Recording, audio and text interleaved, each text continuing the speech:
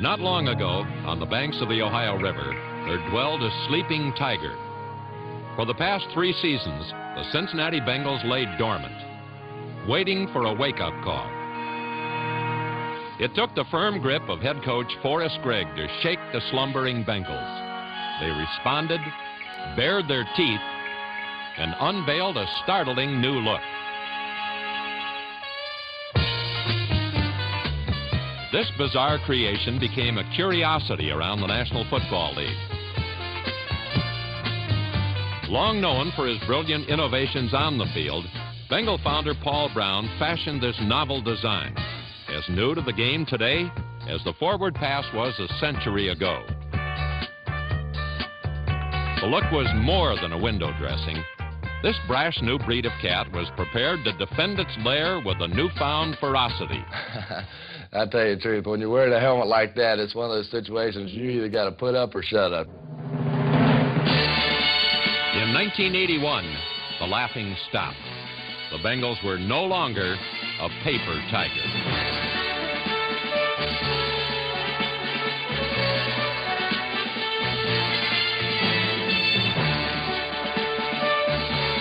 The Bengals became extremely aggressive. They went after the opposition, and in one season went from second to last in the league in scoring to third best in 1981. The Bengals combined firepower with willpower. Under the legendary influence of Paul Brown and the guidance of Forrest Gregg, the Cincinnati Bengals went from the doormats of their division to the bell ringers of the NFL. And the stripes they wore became the proud symbol of a new era in Bengal football.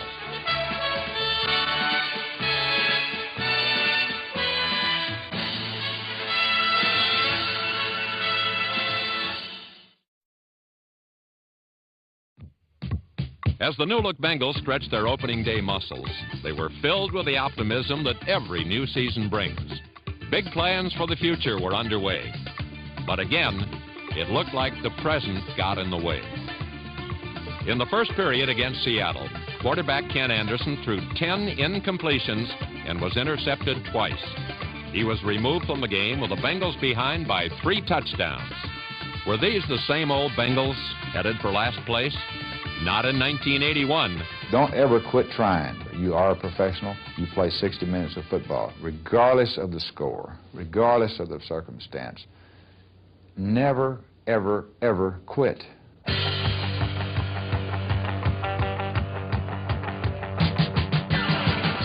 With backup quarterback Jack Thompson injured, third stringer Turk Schonert, number 15, came off the bench to bail out the Bengals. Schonert ran and passed the Bengals to 4 touchdowns, and Cincinnati came from behind to win 27-21.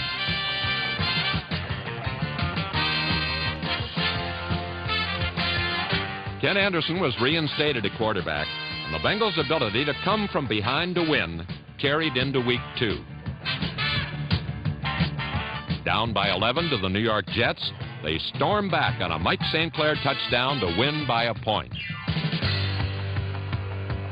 In week 4, the Bengals trailed again. High snap, gets it down. The kick is up in the air, and it's good! And the Bengals win it in overtime over the Buffalo Bills, 27-24. I think this team really needed discipline. I think it needed direction.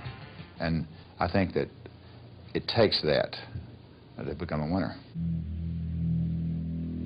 I think football can be enjoyable, and it is enjoyable. To me, I'm sure it's enjoyable to these football players. But football is the most enjoyable when you win. And win they did. Beginning in week 9, the Bengals went on a tear, beating 5 teams in a row by an average margin of 17 points. Against Houston, the Bengals built a 34-7 lead with a defensive charge that forced 4 Oiler turnovers. Cincinnati coasted into first place in the AFC Central. In San Diego, the Bengals defense grounded Air Coryell and buried the Chargers. Cornerback Lewis Breeden scored on the longest interception return in Cincinnati history, 102 yards, and the Bengals beat the highest scoring team in pro football, 40-17. After a win over the Rams, the Bengals burned the Broncos behind the all-pro punting of Pat McInally and the passing of Ken Anderson. With 571 yards of total offense, the Bengals rolled 38-21.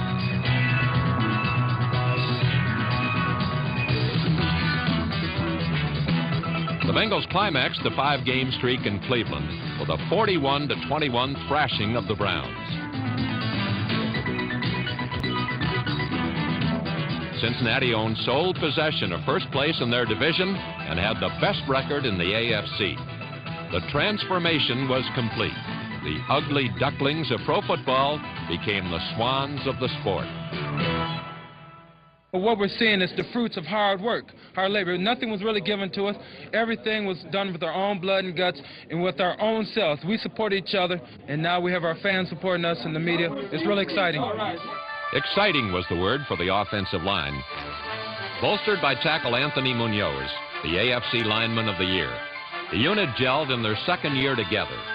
Bush, Lapham, Bujnak, and Montoya, Wilson, Moore, and Obravich all contributed, and open running lanes for Charles Alexander, Jim Hargrove, Archie Griffin, and fullback Pete Johnson. Finesse is not a priority in the Bengals' running attack. It relies on power, and power is defined by the man that fills out the jersey of number 46.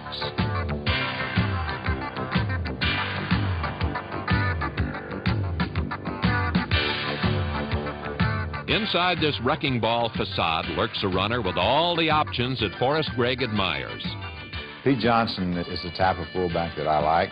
And when you give him the football and you give him any type of daylight, he's going to make yardage. He's going to make that tough yardage for you. When Pete gets rolling, he can intimidate the opponent by just his sheer power. I know that defensive backs, once he gets in the open, they don't like to tackle him. When you measure his size against theirs, I can certainly understand that. As a runner and receiver, number 46 led all Bengals with 16 touchdowns. Pete Johnson, a plow horse among NFL thoroughbreds, met 1981 head-on and ran away with his first 1,000-yard season.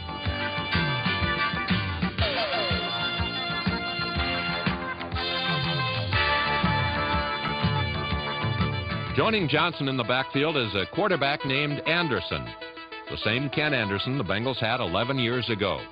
He has weathered hard times, a succession of injuries, and a stadium frequently filled with jeers to reemerge as the NFL's top-rated quarterback.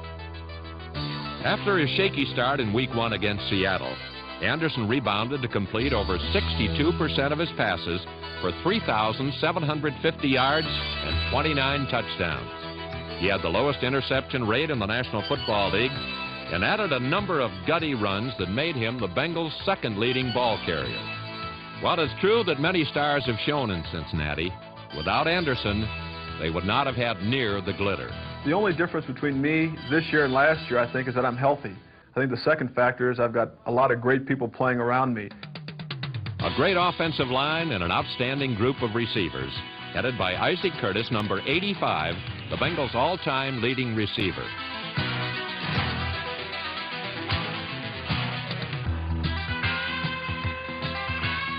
Curtis lent his 9 years' experience to number 1 draft pick David Verser, number 81, who averaged over 26 yards a catch.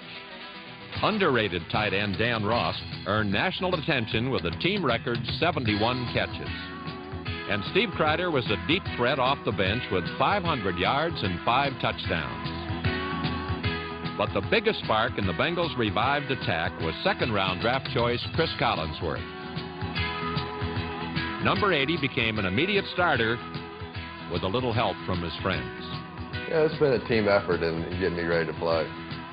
And I've made some mistakes early and just trying to learn my assignments and trying to learn some of the different techniques that they were teaching up here, and it took a while to do that. But they helped me and they stayed after me, especially Isaac. And if I can ever get to the point where I run my routes like Isaac Curtis, then I'm going to have a future in this league. For Chris Collinsworth, the future is now.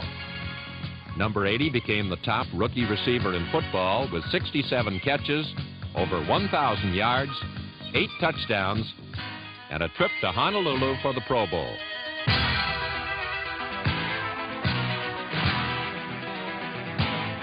Chris Collinsworth, the one key draft pick that brought the Bengals attack into the era of air ball.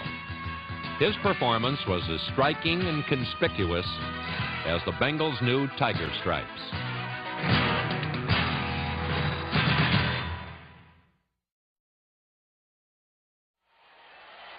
For the Bengal offense, the sky was the limit.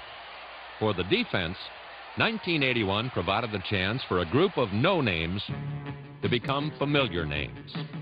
They were the final pieces of a football team with few discernible weaknesses.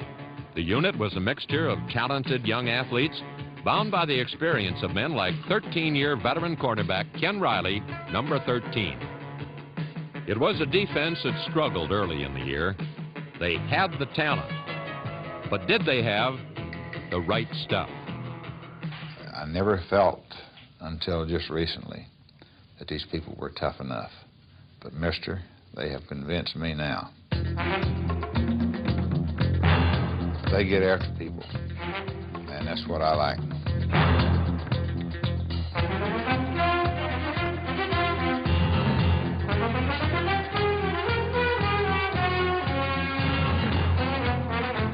The best defense is a team defense, and the Bengals were just that, an aggressive group of heavy hitters that shackled the league's most potent offenses. Ironically, this vastly improved Bengal defense did not produce one All-Pro in 1981, an indication that they had grasped the team concept.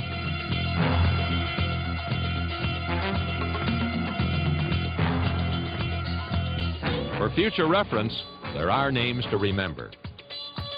Down linemen Edwards, Whitley, Browner, St. Clair, and Burley. Linebackers LeClaire, Cameron, Williams, and Harris. Fraser, Rosano, Dinkle, and Shue. Brick by brick, the Bengals had built a wall. Safeties Bobby Kemp, Brian Hicks, Oliver Davis, and Mike Fuller. Cornerbacks Ken Riley, Ray Griffin, John Simmons, and Lewis Breeden, number 34. All helped build the spirit that built a winner.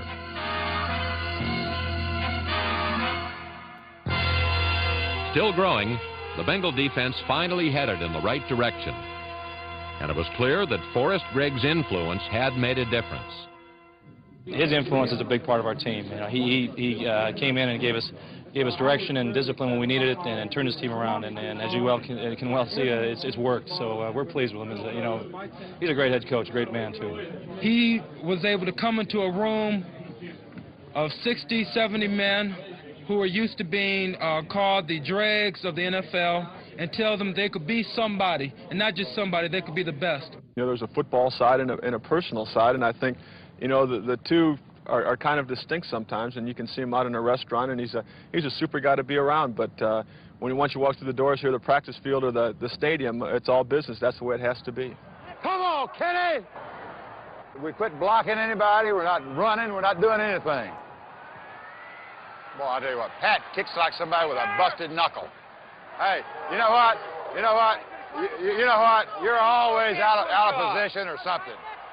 Well, hey, he can't push off with his hand for crying out loud. What league have you been refereeing in? Can he wave his hand in front of the guy's face? You don't touch him.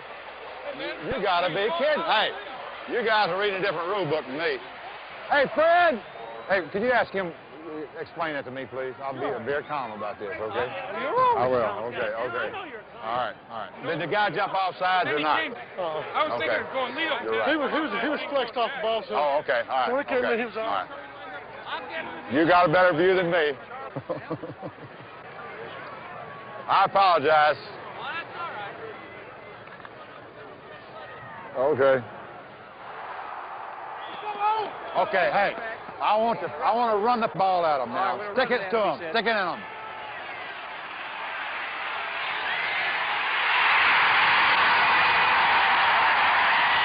By the season's 14th week, Forrest Gregg's discipline and direction led the Bengals to a 10-4 record and a chance to clinch the Central Division championship.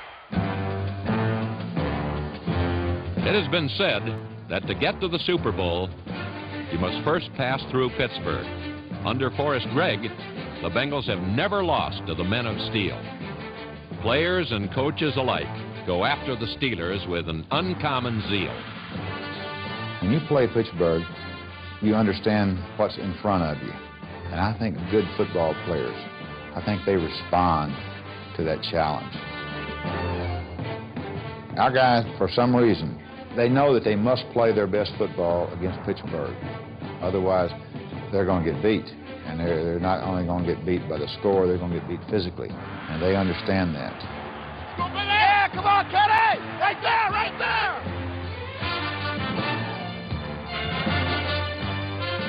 In a gut-level, low-scoring affair, Ken Anderson's touchdown passes to Isaac Curtis and Steve Kreider made the difference. The 17-10 win clinched Cincinnati's first division crown since 1973. Yes, there was a new and powerful force in the AFC Central, acknowledged by Steeler coach Chuck Noll. All right, hey, listen, congratulations go all the way. One thing right now, you may have worked for. The next step for the new champions, the playoffs, and a showdown with the Buffalo Bills.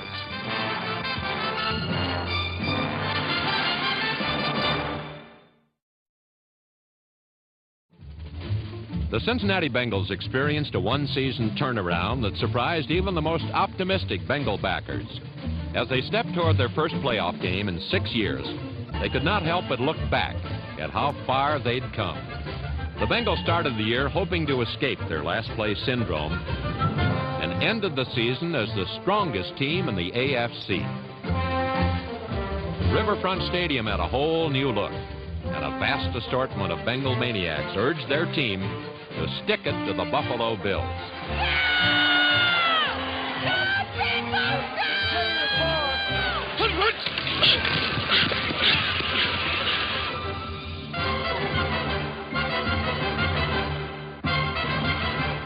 Charles Alexander's touchdown run put the Bengals up by 7, and after the Bills tied it up in the final period, Cincinnati saddled up to take the lead for good. Motion, and Anderson will go back to throw. Out the flat is cut. The 45 by Kreider. Down the sideline to the 40.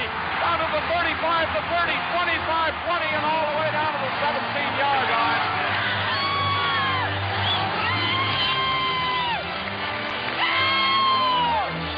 Big play right here. Looking. Fires upfield. Touchdown right down the middle of Collinsworth. The Bengals won their first playoff game ever, 28-21. Next, a rematch with the San Diego Chargers, this time for the AFC Championship.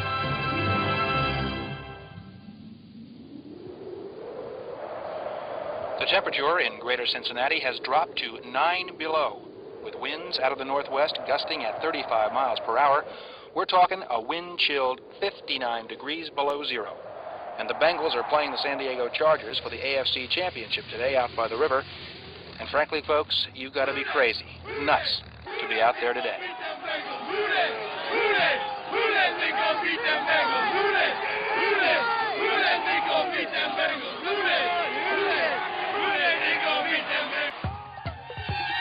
On Cincinnati's coldest day ever, the game was a survival test that called for daring and desire.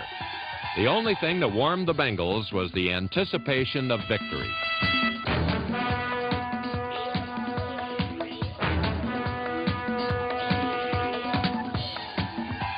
Throwing into a wind tunnel, Ken Anderson's passes sailed straight and true. The Chargers' passes simply sailed. And the Bengal defense frustrated San Diego as often as the wind and the chill. Let's go, bingo! M.L. Harris' touchdown followed a Jim Breach field goal. The game wasn't 8 minutes old, and the Bengals had a 10-point lead. Come on, Jimmy! Back in!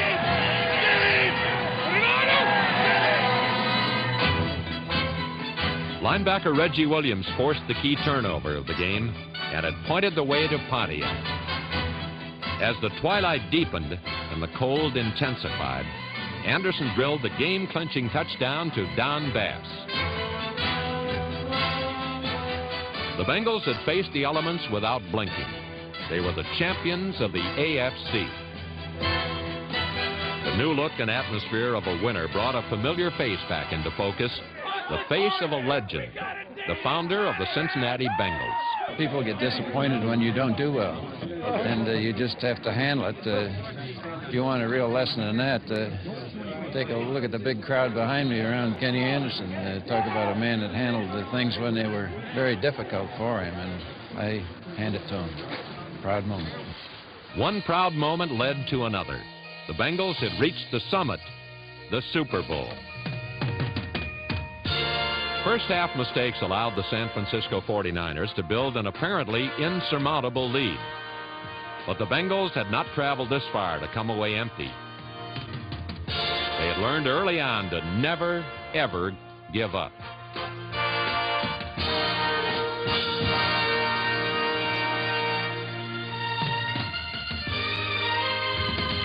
The Bengals came back to dominate the second half.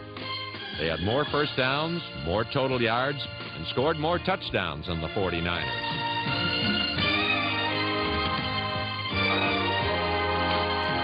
Ken Anderson and Dan Ross set numerous Super Bowl passing and receiving records. The Bengals never ran out of heart. They fought the good fight and fought it to the end. What they ran out of was time. There was no shame in this defeat. Though they fell 6 points short of the peak, the Bengals left footprints on the summit. They established their goal for 1982. Retrace those steps and conquer the peak.